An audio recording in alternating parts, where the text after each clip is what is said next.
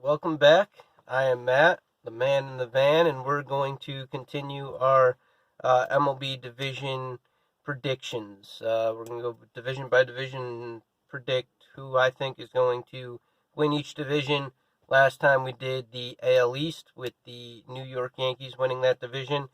This time we are going to the NL East, and we are going to look at who I think is going to win that division. Um, I'd say it's kind of like a three-team race. I expect the Nationals to be in it, the Mets obviously, and the Atlanta Braves to be in contention for that division. But ultimately, I think the Mets are going to take that division.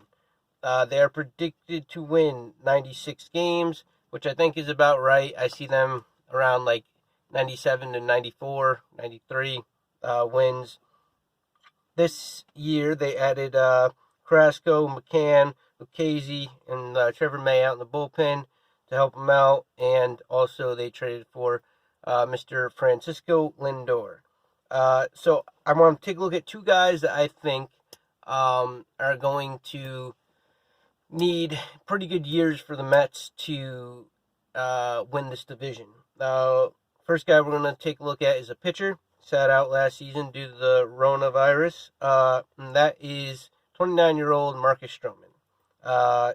He was an all-star, I think, once or twice throughout his career, and his career averages are pretty similar to his 2019.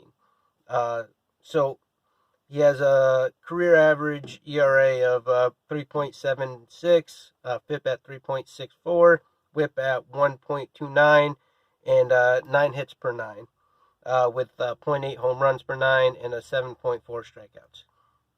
Not bad. He's not like an ace pitcher, but he doesn't have to be. Obviously, he's got Jacob deGrom there. He's got him to bounce some things off of.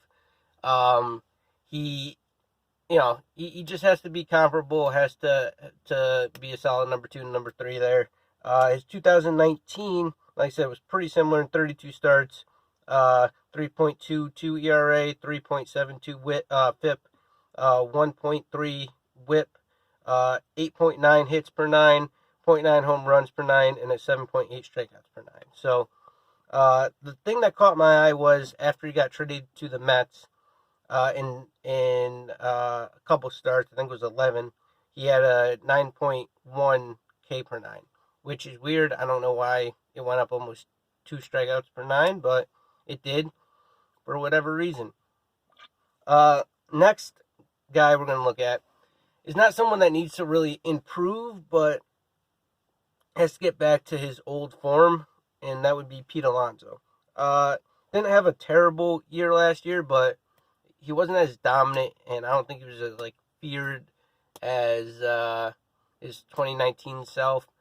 You spend a year in the league, guys learn how to pitch to you, learn your weaknesses. So obviously he had the rookie home run record in 2019, batted 260, 358, 583 with a 941 OPS and an OPS plus of 147. Pretty good, 53 homers, 120 RBIs. Last year, though, took a step back in every category. 231, 326, a 490, and 817 OPS. So, yeah, he needs to be closer to 900 to be a big bopper in the Mets lineup. He's going to have a little bit more protection, obviously, with Francisco Lindor there. He had 16 home runs and 35 RBIs. So, I think, realistically, if he can hit 45 home runs and be around that 100 RBI type of guy, perfect. That's what the Mets need for him, or need of him, so they can clinch this division. The